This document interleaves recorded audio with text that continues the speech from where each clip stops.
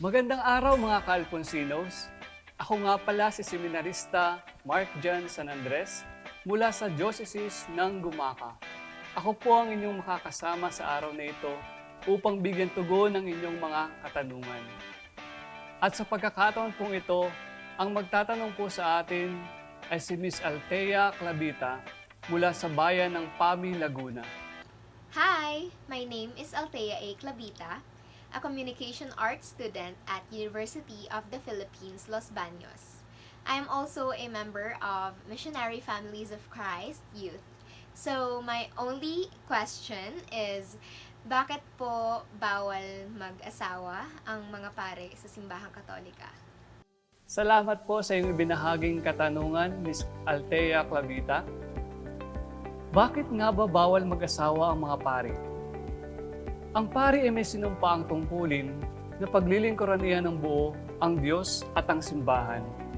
Ang kanilang buong ministeryo ay nakatalaga sa gawaing ito, kakibat ng sakripisyong hindi mag-aasawa alang-alang sa kaharian ng langit.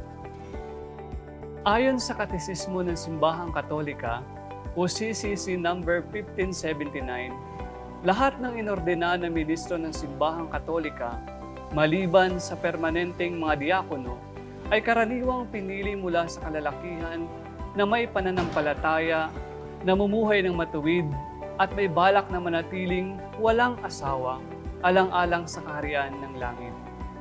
Ang kanilang bukasyon ay ang italaga ang kanilang mga sarili na may hindi nababahaging puso sa Panginoon at sa mga gawain ng Panginoon.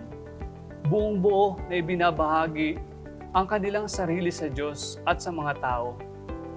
Ang celibacy o di pag-aasawa ng pari ay isang tanda ng bagong buhay sa paglilingkod kung saan itinatalaga niya siyang ministro ng simbahan.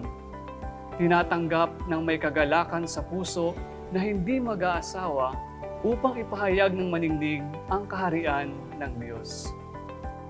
Ayon sa Biblia, mula sa sulat ni Apostol San Pablo, ang pinagkakabalahan ng lalaking walang asawa ay ang mga gawain ukol sa Panginoon, kung paano niya mabibigyang kaluguran ang Panginoon. Ngunit ang pinagkakabalahan ng lalaking may asawa ay ang mga bagay ng sanlibutan ito, kung paano niya mabibigyang kaluguran ang kanyang asawa. Dahil dito'y hati ang kanyang malasakit. Ganon din sa buhay pagpapari.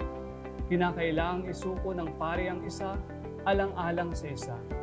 Hindi maaaring hati ang puso sa paglilingkod sa Diyos, sapagkat sinabi ni Jesus na hindi maaaring maging alagad ko ang sinuman kung hindi niya tatalikuran ang lahat sa kanyang buhay. Ang hindi pag-aasawa ng mga pari ay isang sakripisyo na nakaayon sa katuruan mismo ng ating Panginoong Hesus at hindi gawa-gawa lamang ng Simbahang Katolika. Mababasa natin sa Mateo 11, talata 12, na sinabi ni Hesus kung bakit may mga lalaking hindi makapag-asawa, ang ilan ay dahil sa kani-kanilang katutubong kalagayan. Ang iba namay naging ganoon dahil sa kagagawa ng ibang tao.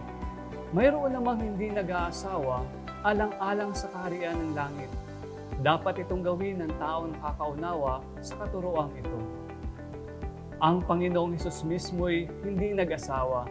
Gayon din si Apostol San Pablo, San Juan, at ilan pang mga tagasunod ni Hesus.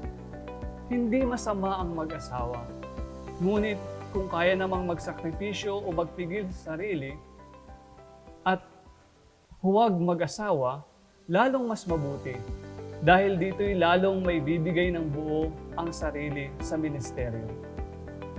Bilang pangwakas, ang pari ay hindi nag-aasawa dahil ito ang kanilang sakripisyo at piniling daan ng pagmamahal sa Diyos at sa simbahan.